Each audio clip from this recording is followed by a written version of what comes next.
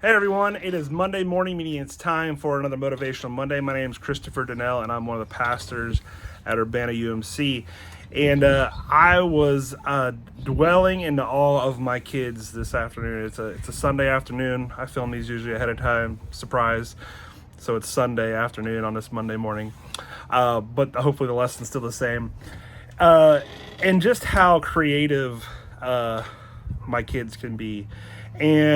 And really, I think their standard of creativity is probably pretty standard for pretty middle ground for children.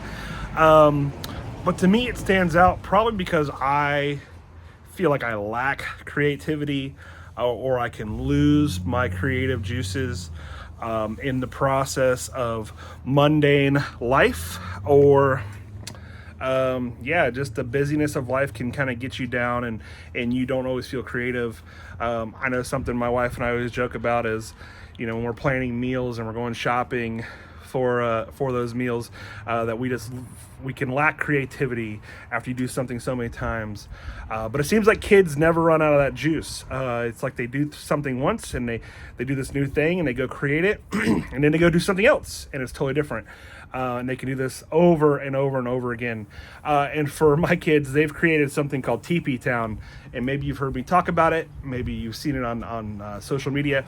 But they have taken sticks out of the woods all summer long and created little huts, little teepees for all the neighborhood kids to play in. And they've created their own little society like Lord of the Flies.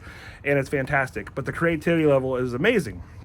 And I was thinking about, again, how children seem to have this handle on creativity. But I think it's really just our lack sometimes of awareness. But I was reading in Matthew, the Gospel of Matthew, chapter 18, 1-4 says, "About that time the disciples came to Jesus and asked, 'Who is the greatest in the kingdom of heaven?'" And they're talking about themselves, the disciples. They're talking about which disciple is the greatest among us.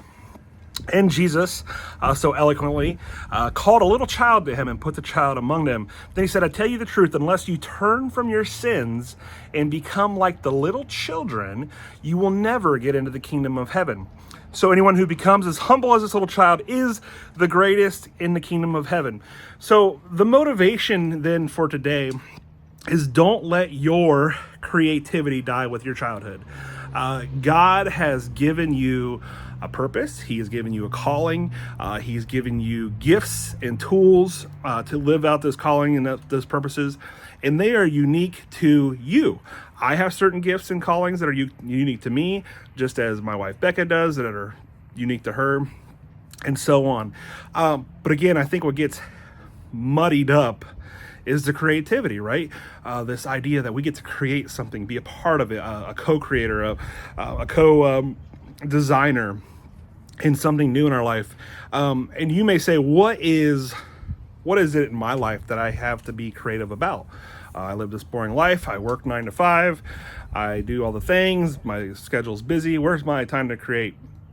Well, I think that's the challenge, and the motivation is to not let your creativity die with your childhood. It is to find purpose and carve out time to be creative in whatever you do. If that's your job, find a way to be creative in it. If it's your parenting or your relationship with your spouse or your partner, to find a way to be creative with it. If it's your yard work, if it's the way you shop, if it's the way you cook food, if it's the way you dream or write or tell stories, there is God-given creativity in every single person. I am 100% convinced of it. Again, I think life stifles that and can stamp out our creativity. We think children are these happy-go-lucky, endless life creatures that can just create. Well, we all were once one of those little creatures at one time, one of these little humans walking the earth. And God had a purpose for us then, and he has a purpose for us now.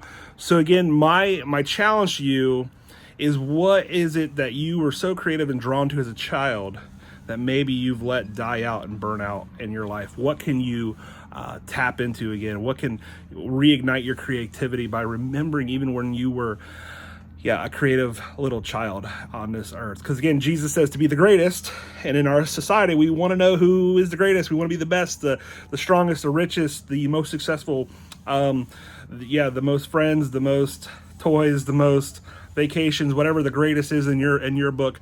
We all want that, but Jesus says to be the greatest, you have to be like a child.